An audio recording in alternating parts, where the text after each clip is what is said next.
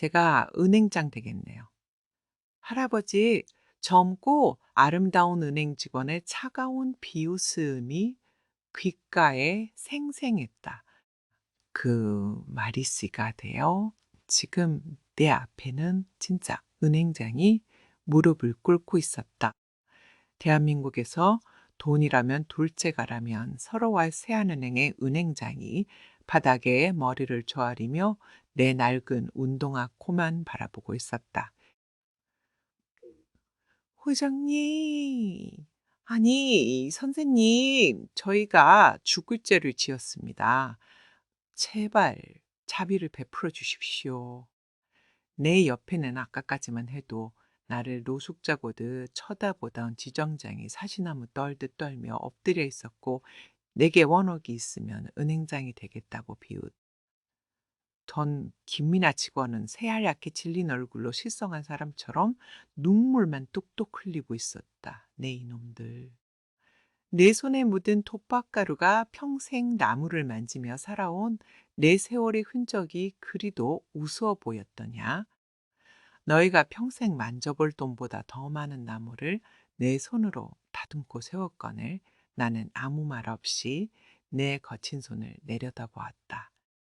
수십 년간 대패질과 끄질로 생긴 굳은 살, 곳곳의 팬 상처들, 이 손으로 궁궐을 복원했고 국보급 사찰에 대들보를 올렸다. 나라에서는 이런 나에게 인간 문화재라는 칭호와 함께 대통령 훈장까지 달아주었다. 하지만 오늘 이들에게 나는 그저 돈 한 푼 없어 보이는 정신 나간 늙은이에 불과했다. 저 장도연입니다. 선생님, 괜찮으십니까? 은행 VIP 라운지의 자동문이 열리며 방금 전 나에게 전화를 받았던 한술그룹의 장도연 회장이 비서들을 대동하고 들어왔다. 그의 등장에 은행장은 거의 기절할 듯한 표정을 지었다. 그래, 이제 쇼는 시작되었다. 나는 내 안주머니에서 낡은 통장을 꺼내 테이블 위에 조용히 올려놓았다. 여기 있는 돈 5,100억 원. 지금 당장 전액 인출해 주시오. 그 순간 김미나의 입에서 희미한 비명이 터져 나왔고 은행장의 눈에서는 마침내 눈물이 터져 나왔다. 내 이름은 박일목, 올해로 84이다. 사람들은 나를 살아있는 전설 나라의 보물이라 부르지만 내게 가장 익숙한 이름은 평생을 불려온 박목수다. 16 대전에 굶주림을 피해 무작정 상경의 덕수궁 외 중수공사판에서 처음 나무를 만졌다. 톱밥 냄새와 그윽한 나무 향에 홀려 한평생을 보냈으니 내 몸에서는 이미 묵은 소나무 향이 나는 듯하다. 내 손으로 경복궁이며 창덕궁 이름만 대면 알만한 고궁들이 다시 숨을 쉬었고 불타버린 낙산사의 동종각도 내 손에서 다시 태어났다. 오, 그런 내가 오늘 새하늘행 본점을 찾은 것은 순전히 손주 녀석 때문이었다. 유학을 마치고 돌아와 작은 공방을 열겠다는데 보증금으로 쓸 돈 원억이 필요하다는 것이었다. 자식들은 이미 제 앞가림들을 잘하고 있으니 그깟 돈 할애비가 못해줄까 싶었다. 내가 거래하는 통장은 수십 년 전 한실그룹의 장도연 회장이 그의 아버지인 고장 회장과 함께 나를 찾아와 억지로 떠맡긴 것이었다. 한실그룹의 모든 건축물을 내가 도맡아 지어준 것에 대한 감사의 표시라며 그들은 나를 은행의 최고 VIP로 모셨다. 하지만 정작 나는 그 통장을 거의 써본 적이 없었다. 내게 돈이란 좋은 나무를 사고 연장을 가는 데 필요한 최소한의 것이면 좋겠으니까. 그날도 나는 새벽부터 공방에서 나무를 만지다 온 길이었다. 톱밥이 잔뜩 묻은 낡은 작업복 여기저기 해진 등산화 차림. 평생을 이렇게 살아왔고 이것이 가장 나다운 모습이었다. 은행의 거대한 회전문을 들어서는 순간 코를 찌르는 것은 향긋한 방향제 냄새와 에어컨의 차가운 바람이었다. 그리고 나를 향해 꽂히는 수십 개의 눈동자들, 그 안에는 호기심, 경계, 그리고 희미한 경멸이 담겨 있었다. 저 할아버지는 여기 왜 왔대? 무슨 공사판에서 막 오셨나 봐. 냄새 좀 나지 않아? 번호표는 뽑을 줄 아시려나. 나지막한 수군거림이 귓가를 스쳤지만 나는 애써 태어난 척 번호표를 뽑아들었다. 평생을 편견 속에서 살아왔다. 젊었을 적에는 무식한 목수놈이라 무시당했고 나이가 드니 이제는 가난한 늙은이 취급을 받는 모양이었다. 대리석 바닥에 반사된 내 모습을 보니 과연 그들의 눈에 내가 어떻게 보일지 짐작이 갔다. 하지만 괜찮았다. 내 다치는 저들이 매기는 것이 아니었으니까 내 번호가 뜨고 나는 VIP 전용 창구 쪽으로 향했다. 김미나라는 이름표를 단 젊은 직원은 내가 다가가자마자 미간을 찌푸렸다. 그녀는 명품 시계를 찬 손으로 코를 살짝 가리며 마치 벌레라도 보는 듯한 눈빛으로 나를 쏘아보았다. 어르신, 여기는 VIP 창구예요. 일반 업무는 저쪽 번호표 다시 뽑으셔야 해요. 그녀의 목소리는 얼음장처럼 차가웠다. 나는 묵묵히 내 번호표를 보여주었다. 번호는 분명 VIP 창구를 가리키고 있었다. 아마 내가 번호표 기기를 잘못 눌렀을 거라 생각한 모양이다.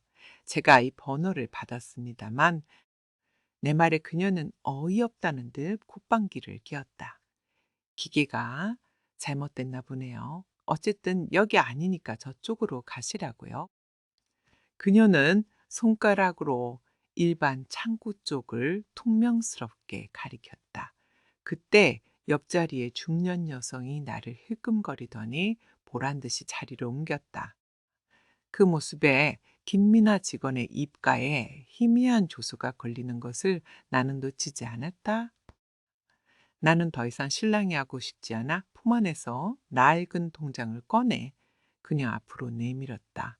이 통장에서 1억 원만 인출하고 싶습니다.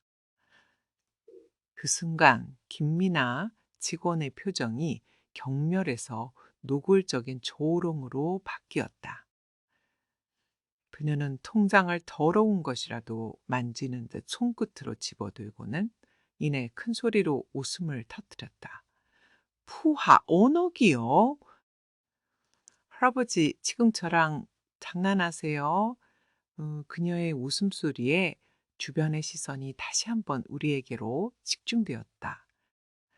그 차갑고 날카로운 시선들 속에서 나는 평생을 지켜온 나의 자부심에 깊은 생채기가 나는 것을 느꼈다. 김미나 직원의 조롱 섞인 웃음소리는 넓은 은행 로비에 메아리 쳤다. 대기하던 고객들은 무슨 구경거리라도 난 듯 일제히 고개를 돌렸고 몇몇은 노골적으로 키득거리기 시작했다. 그들의 시선은 마치 수많은 바늘이 되어 내 온몸을 찔러대는 듯했다. 할아버지, 여기가 어디인 줄은 아시고 오신 거예요?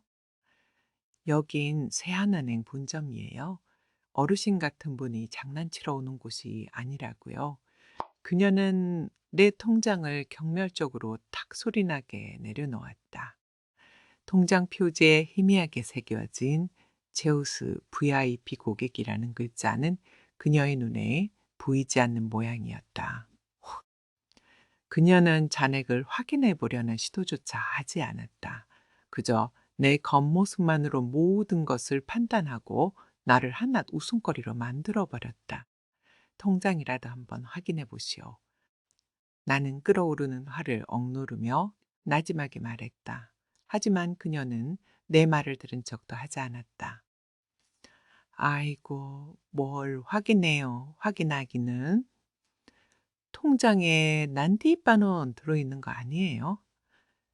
아니, 그건 아까 다른 할아버지였나. 요즘 왜들 이러시는지 모르겠네.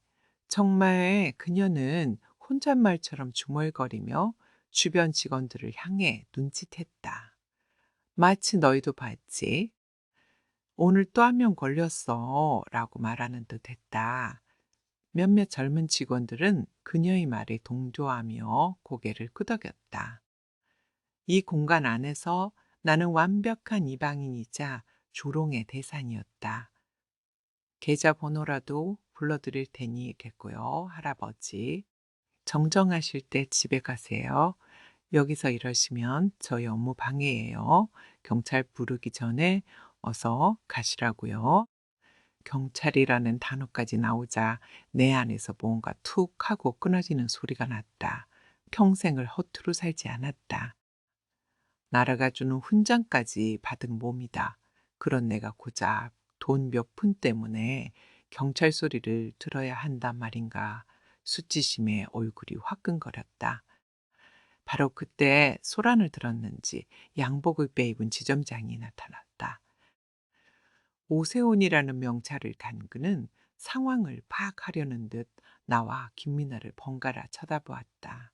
나는 그가 최소한의 상식은 가진 사람이길 바랐다. 지점장님, 잘 오셨어요.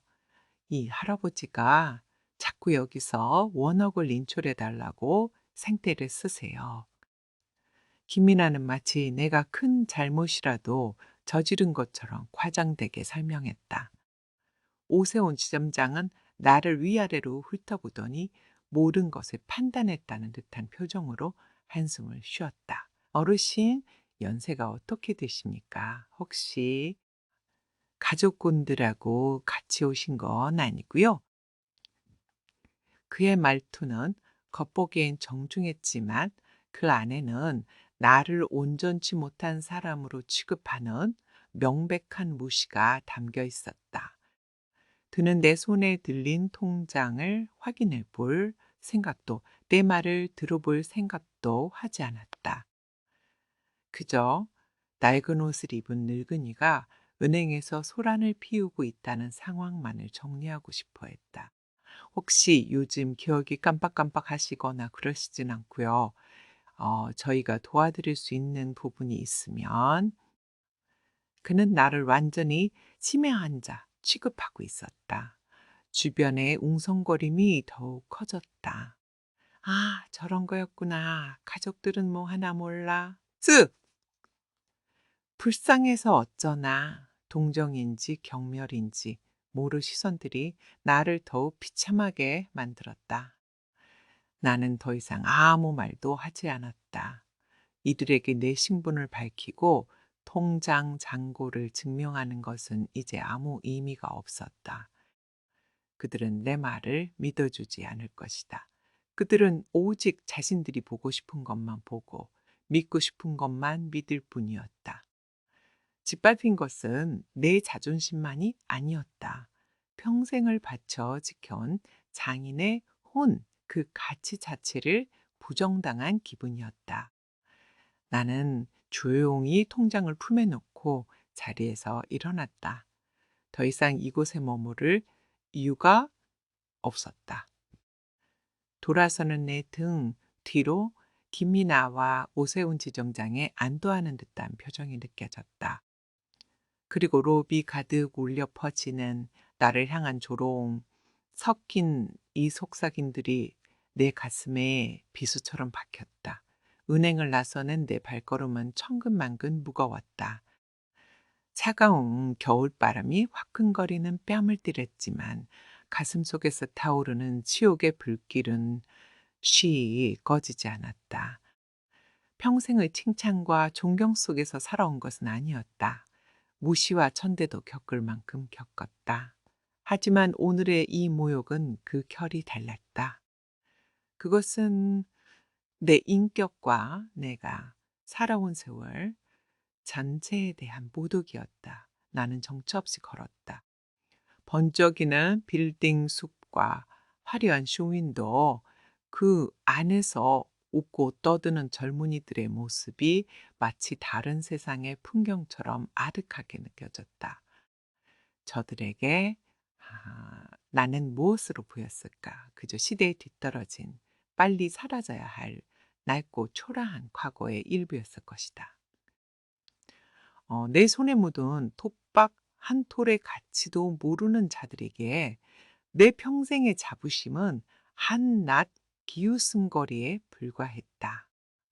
근처 작은 공원의 벤치에 힘없이 주저앉았다. 찬 기온이 바지를 뚫고 올라왔지만 그것을 느낄 겨를도 없었다. 나는 말없이 내 두 손을 내려다 보았다. 수십 년간 나무를 만지며 베이고 찢기고 굳은 살이 박여 이제는 나무 껍질처럼 변해버린 손. 이 손은 내 삶의 역사이자 자부심이었다. 이 손으로 무너진 문화재를 다시 일으켜 세웠고 이 손으로 자식들을 키워냈다. 장도연 회장의 아버지 고장 회장께서는 늘 내 이 손을 잡고 말씀하시곤 했다. 선생님 손은 돈으로 살 수 없는 보물입니다. 이 나라의 기둥을 세우는 손이지요. 그분의 따뜻한 목소리가 귓가에 맴도는 듯했다. 하지만 이제 그 말을 믿어주는 이는 아무도 없는 것 같았다. 번지르르한 명품 시계와 매끈하게 관리된 손톱만이 대접받는 세상에서 내 거친 손은 그저 가난과 무지의 증거일 뿐이었다. 그래, 어쩌면 저들의 말이 맞을지도 모른다. 나는 이제 쓸모없는 늙은이에 불과한 것인지도 깊은 무력감이 온몸을 휘감았다. 집으로 돌아가 이불을 뒤집어 쓰고 그냥 이 모든 것을 잊고 싶었다. 얼마나 그렇게 앉아 있었을까. 문득 고개를 들자 공원 한편에 오래된 정자가 눈에 들어왔다. 내가 젊은 시절 선배 목수들을 따라다니며 지었던 바로 그 정자였다. 수십 년의 세월이 흘렀지만 기둥은 여전히 튼튼하게 지붕을 받치고 있었고 처마의 곡선은 단아한 기품을 잃지 않고 있었다. 나는 홀린 듯 그곳으로 다가갔다. 그리고 나도 모르게 기둥 하나를 손으로 쓸어보았다. 차가운 나무의 감촉이 손바닥을 통해 심장까지 전해져 왔다. 순간 내 머릿속에 성광처럼 하나의 깨달음이 스쳐 지나갔다. 두고 보자. 네 이놈들, 나는 쓸모없는 늙은이가 아니었다. 나는 대목장 박일목이었다. 비바람을 견디고 수백 년을 버티는 집을 짓는 장인이었다. 고작 몇 푼의 돈과 얄팍한 겉모습으로 사람을 재단하는 저들과 나는 근본부터 다른 사람이었다. 분노는 더 이상 뜨거운 불이 아니었다. 그것은 단단하고 차가운 얼음이 되어 내 가슴 중심에 박혔다. 내가 저들에게 가르쳐 주어야 할 것이 있었다. 진정한 가치란 무엇인지, 사람 위에 사람이 없고 사람 밑에 사람이 없다는 그 당연한 이치를 뼈저리게 느끼게 해주어야만 했다. 복수는 이런 식으로 하는 것이 아니다. 소리를 지르고 멱살을 잡는 것은 하수들이나 하는 짓이다. 진짜 장인은 보이지 않는 곳에서부터 집의 균형을 잡고 가장 중요한 순간에 마지막 쐐기를 박는 법이다. 저들이 가장 중요하게 여기는 것, 저들을 가장 오만하게 만든 것, 바로 그 돈으로 심판을 내릴 것이다. 나는 품에서 낡은 휴대폰을 꺼내 들었다. 그리고 망설임 없이 단축번호 하나를 길게 눌렀다. 신호음이 두어 번 울리고 이내 익숙하고 중후한 목소리가 들려왔다. 선생님, 저 장도연입니다. 무슨 일 있으십니까? 한시의 그룹의 장도연 회장이었다. 장 회장, 나. 닭일목이요. 혹시 지금 시간이 좀 괜찮겠소? 물론입니다, 선생님. 무슨 일이시든 말씀만 하십시오. 나는 세한은행 본점의 이름을 나지막이 입에 올렸다. 지금 내가 세한은행 본점 앞 공원에 있는데 자초지종을 만나서 얘기합시다. 그리고 올 때 자네 그룹의 금융 본부장이라는 사람도 함께 데려와 주시오. 아주 중요한 용건이 생겼소. 전화를 끊고 나는 자리에서 일어났다. 더 이상 내 어깨는 움츠러들어 있지 않았다. 내 발걸음에는 다시 힘이 실렸다. 너희들이 무시했던 이 늙은 목수가 너희들이 평생을 바쳐 쌓아 올린 그 오만한 성을 어떻게 무너뜨리는지 똑똑히 보여주마. 내 평생을 바쳐 쌓아 올린 것들의 무게를 너희들의 천박한 저울로는 감당할 수 없을 것이다.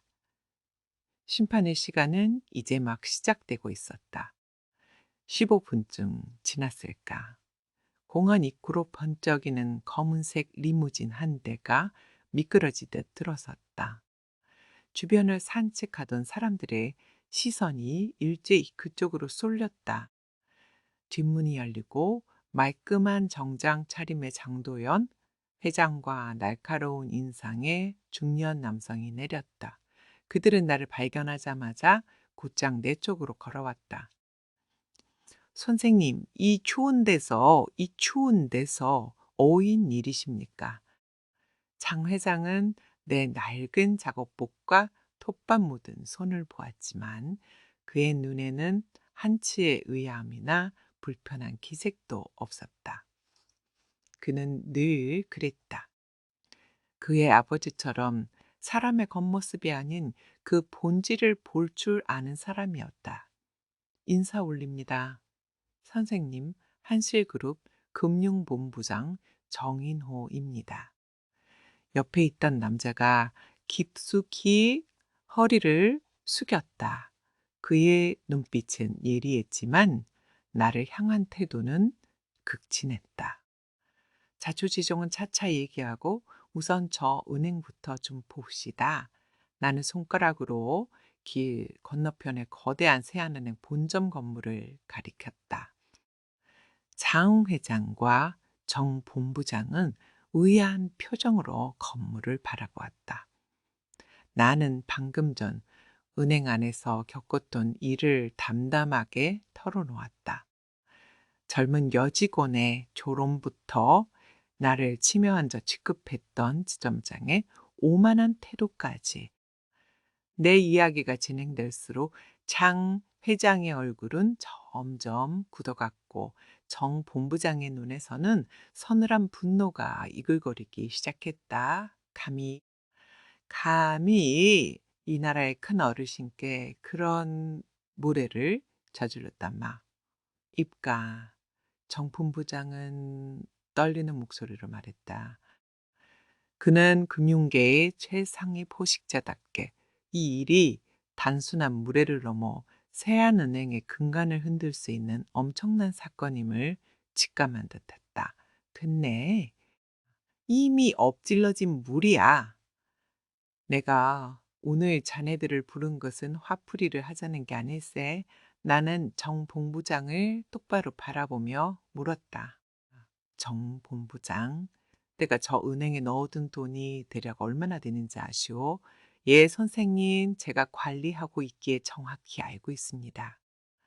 고장 회장님께서 물려주신 주식과 부동산 수익 등을 합쳐 현재 약 3,200억 원가량 예치되어 있습니다. 세안은행 전체 예금의 약 10에 해당하는 거액입니다. 그렇군. 그럼 그 돈을 오늘 당장 전액 인출하면 어떻게 되겠소? 네 질문에 냉철하던 정 본부장의 얼굴에 순간 당혹감이 스쳤다. 선생님, 그 말씀은 3,200억 원 전액을 말입니까? 그렇소. 단 원도 남김없이 정 본부장은 잠시 숨을 고르더니 전문가의 냉정한 목소리로 대답했다. 세안은행의 주가는 즉시 폭락할 겁니다. 저희 같은 거대 고객의 자금 이탈은 시장의 치명적인 신호로 작용합니다. 다른 VIP 고객들과 기관 투자자들의 연쇄적인 인출, 즉 뱅크런 사태가 벌어질 가능성이 매우 높습니다. 최악의 경우 은행의 존립 자체가 위태로워질 수 있습니다. 초속, 그러면 그렇게 합시다. 내 단호한 말에 장 회장이 조심스럽게 입을 열었다. 선생님, 물론 저들의 무례는 용서할 수 없는 일입니다만 이렇게까지 하시는 것은 장 회장. 나는 그의 말을 부드럽게 끊었다. 이건 돈 문제가 아닐세. 이건 명예의 문제야. 저들은 내 겉모습만 보고 내 인격과 내가 평생을 바쳐 지켜온 가치를 짓밟았소.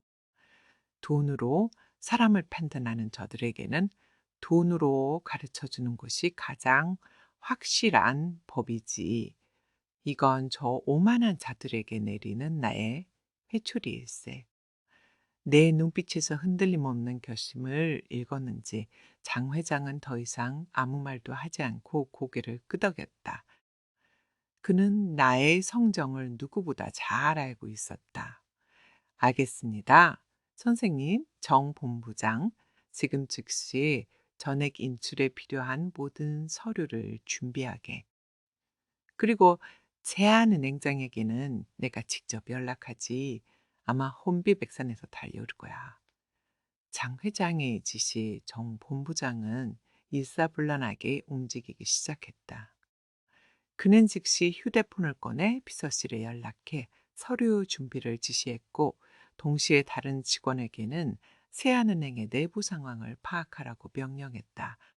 그들이 움직이는 모습을 보니 거대한 기업이 하나의 목표를 위해 어떻게 유기적으로 움직이는지 실감할 수 있었다. 평생 나무만 만져온 나로서는 신기한 광경이었다. 선생님, 이제 저 안으로 들어가시지요. 저들의 얼굴을 직접 보셔야 하지 않겠습니까? 장 회장이 말했다. 그래야지. 내가 누군지 똑똑히 알려줘야지. 나는 장 회장, 정 본부장과 함께 은행을 향해 걸어갔다. 내 초라한 자복복과 그들의 완벽한 정장은 기묘한 부조화를 이루었지만 우리의 발걸음에는 세상을 뒤흔들 만한 거대한 힘이 실려 있었다. 심판의 무대를 향해 나아가는 그 장엄한 서막이었다.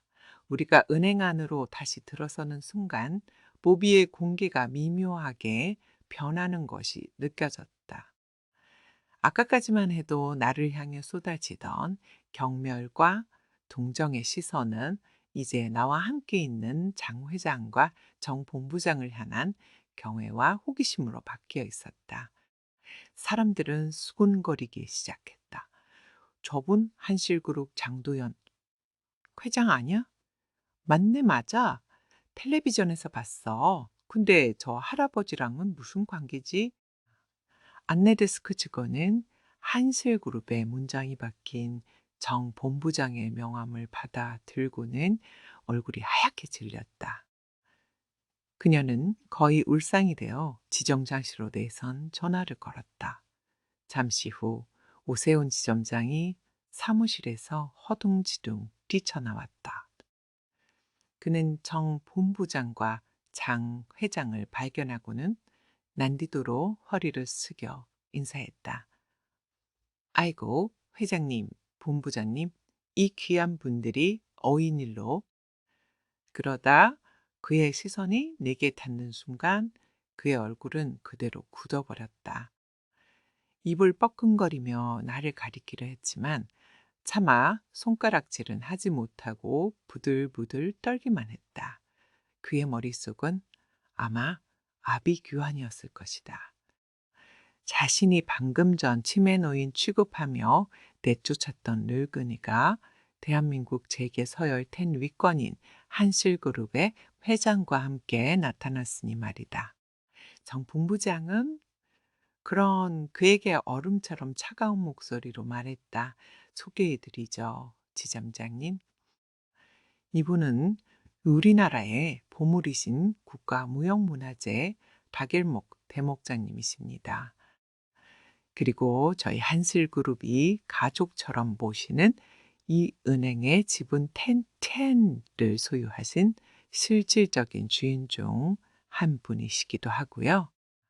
국가무형문화재, 은행 지분 10A의 주인, 이 두 단어는 마치 폭탄처럼 로비 전체에 퍼져나갔다. 고객들은 물론 모든 은행 직원들의 입이 꺽 벌어졌다. 그들의 시선이 다시 내게로 향했지만 이제 그 안에는 조롱이 아닌 충격과 공포가 가득했다. 특히 이 부모의 키 창구에 앉아 있던 김미나의 얼굴은 종이처럼 하얗게 질려 있었다. 그녀는 자신이 무슨 짓을 저질렀는지 깨달은 듯 두 손으로 입을 막고 파르르 떨고 있었다. 그녀의 눈과 그 눈이 허공에서 마주쳤다. 나는 아무 말도 하지 않았다. 그저 묵묵히 그녀를 바라보았다. 그 침묵이 천마디의 질책보다 더 무서웠을 것이다. 회장님, 선생님. 저는 오세훈 지점장은 말을 잇지 못하고 식은땀만 줄줄 흘렸다. 됐고, 뭐 VIP 라운지로 안내하시오. 할 얘기가 많으니 장 회장의 위험 있는 목소리에 오세훈은 거의 기다시피 우리를 VIP 라운지로 안내했다. 최고급 가죽 소파에 앉아 나는 창밖으로 조금 전까지만 해도 내가 앉아있던 초라한 공원 벤치를 바라보았다. 불과 1시간도 되지 않아 세상은 완전히 뒤집혀 있었다. 이것이 바로 저들이 그토록 숭배하는 힘의 실체였다.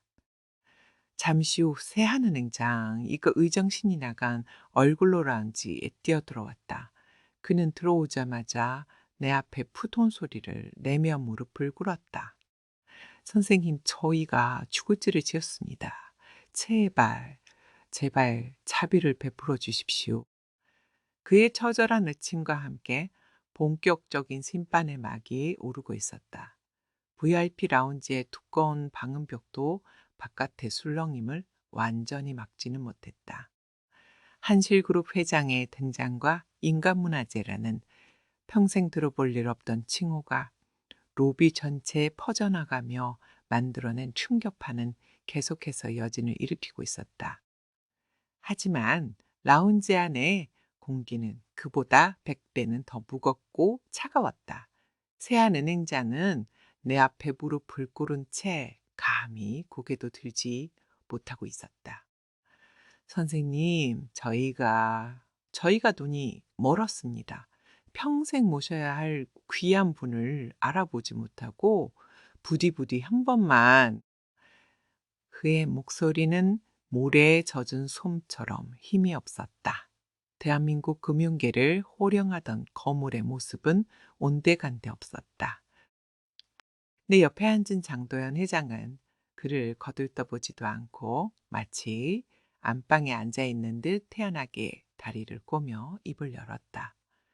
고 운행장님, 지금 선생님께 용서를 구할 때가 아닌 것 같은데요.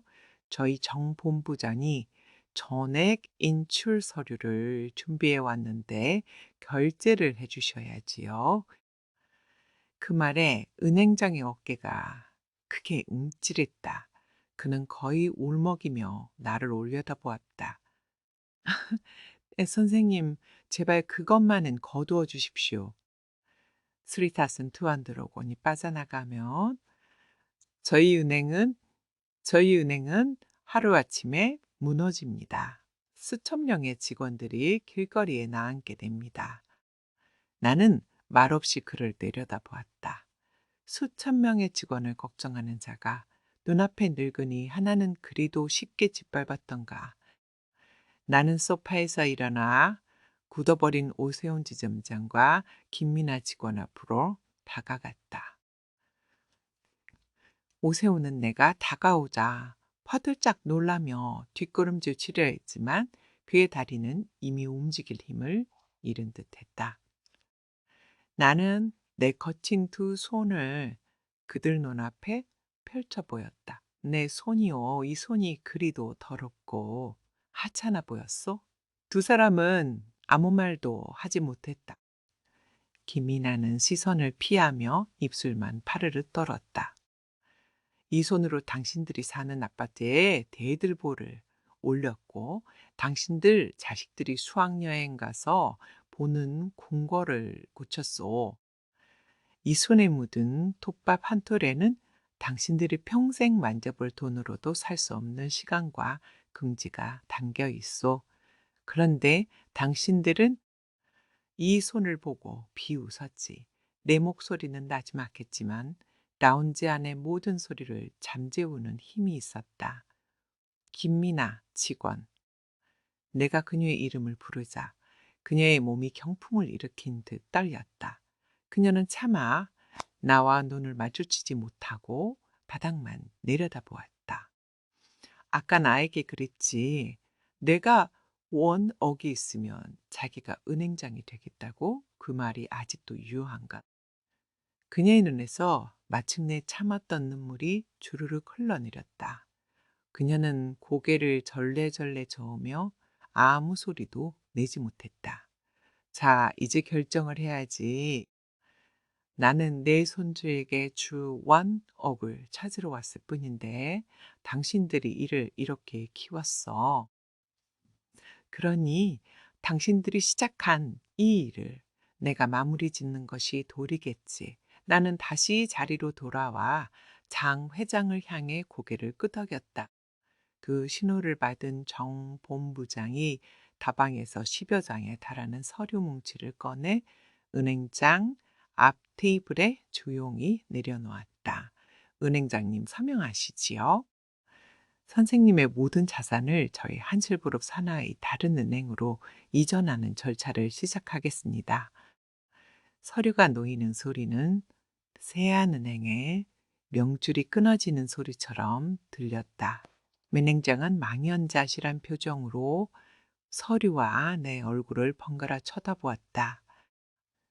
그의 눈에는 더 이상 애원이 아닌 깊은 절망만이 남아 있었다. 모든 것이 끝이었다. 정본부장이 내려놓은 서류는 단순한 종이 뭉치가 아니었다. 그것은 거대한 상아탑의 주춧돌을 빼내는 설계도였고 세안은행에 내려지는 사형 선고문이었다. 은행장은 거의 혼이 나간 사람처럼 떨리는 손으로 펜을 집어들었다. 그의 손이 서명란 위에서 한참을 허우적거렸다. 그 짧은 순간 그의 머릿속에는 평생을 바쳐 이룩한 것들이 주마등처럼 스쳐 지나갔을 것이다. 결국 그는 눈을 질끈 감고 서명을 마쳤다. 그가 펜을 내려놓는 순간 정 본부장은 기다렸다는 듯이 즉시 어딘가로 전화를 걸었다. 철이! 그 짧은 한마디와 함께 거대한 톱니바퀴가 움직이기 시작했다. 그 파장은 즉각적으로 나타났다. 10분도 채 되지 않아 은행 로비가 술렁이기 시작했다. 한 고객이 휴대폰을 보며 경악한 목소리로 외쳤다. 새 한은행 주가가 폭락하고 있어. 무슨 일이야? 그 말은 신호탄이었다. 너도 나도 휴대폰을 꺼내 주식 앱을 확인하기 시작했고 로비는 순식간에 불안과 공포로 가득 찬 아수라장으로 변했다. 말도 안 돼. 네거티브 15인가? 뭐야? VIP? 고객 차금, 대량 이탈? 이게 무슨 소리야? 이 은행 망하는 거 아니야? 내 돈, 내 돈은 어떡해? 불안은 전염병보다 빠르게 퍼져나갔다. 사람들은 공황 상태에 빠져 창고로 몰려들기 시작했다. 내 예금 전부 인출해줘요. 단장. 적금 해지하고 다 현금으로 내놔. 그 함과 비명이 뒤섞였다. 겉모습만 보고 사람을 판단하던 그 오만한 공간은 의제 생존 본능만이 남은 거대한 시장 바닥이 되어버렸다. 미아피 라운지의 통유리 너머로 그 모든 광경이 생생하게 보였다. 오세훈 지점장은 창백한 얼굴로 바깥의 혼란을 바라보며 중얼거렸다. 끝났어. 다 끝났어. 그는 이 모든 사태의 원인이 된 김미나를 원만스러운 눈으로 쏘아보았다. 너 때문에, 너 하나 때문에. 김미나는 아무 대꾸도 하지 못했다. 그녀는 이미 염원이 빠져나간 인형처럼 텅 빈 눈으로 바닥만 응시하고 있었다. 그녀가 그토록 자랑스러워했던 직장, 그녀를 오만하게 만들었던 그 유니폼은 이제 그녀에게 가장 무거운 족쇄가 되어버렸다. 은행장의 휴대폰이 미친 듯이 울려대기 시작했다. 정부, 금융당국, 다른 은행들, 그리고 언론사 기자들의 전화였다. 그는 떨리는 손으로 몇 통의 전화를 받다가 결국 휴대폰을 바닥에 떨어뜨렸다. 한때 대한민국 금융계를 쥐락펴락하던 그의 손은 이제 전화기 하나 제대로 잡을 힘도 남아있지 않았다. 나는 그 모든 혼란을 묵묵히 지켜보았다. 내 마음속에 통쾌함이 없었다면 거짓말이리라. 하지만 그보다는 씁쓸함이 더 컸다. 나는 집을 짓는 목수이지 무너뜨리는 파괴자가 아니었다. 음, 하지만 썩은 기둥은 뽑아내야만 집 전체가 바로 서는 법이다. 오늘 내가 무너뜨린 것은 은행 건물이 아니라 그 안에 기생하던 오만과 편견이라는 보이지 않는 기둥이었다. 그날 오후 세안은행은 결국 정부의 긴급 유동성 지원을 받는다는 뉴스가 속보로 떴다. 하지만 이미 신뢰라는 가장 큰 자산을 잃어버린 은행은 회생 불가능한 상태에 빠졌고 며칠 뒤 한실그룹 산하의 다른 은행에 헐값으로 인수된다는 소식이 들려왔다.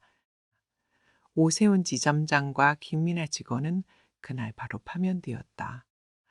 금융계에 쫙 퍼진 소문 때문에 그들은 평생 다시는 같은 업계에 발을 들일 수 없게 되었다.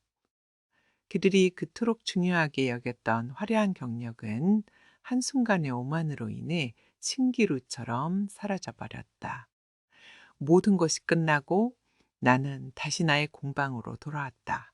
손에 익은 대패를 잡고 잘 마른 소나무를 다듬으니 비로소 마음이 평온해졌다. 내 세상은 조금도 변한 것이 없었다. 나무는 정직했다. 겉이 화려하다고 속까지 튼튼한 법은 없었고 투박해 보인다고 약한 것도 아니었다.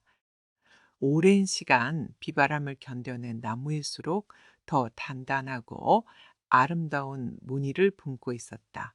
사람도 마찬가지거늘. 몇 주가 지난 어느 날 나는 손주 녀석의 공방 개업식에 줄 작은 현판을 만들기 위해 시내에 나갔다가 우연히 길가의 한 카페에서 익숙한 얼굴을 발견했다. 그 옷, 핑미나였다. 화려했던 은행 유니폼 대신 수수한 앞치마를 두른 그녀는 테이블을 닦고 있었다. 많이 수척해졌지만 예전에 날카롭고 오만한 기색은 찾아볼 수 없었다.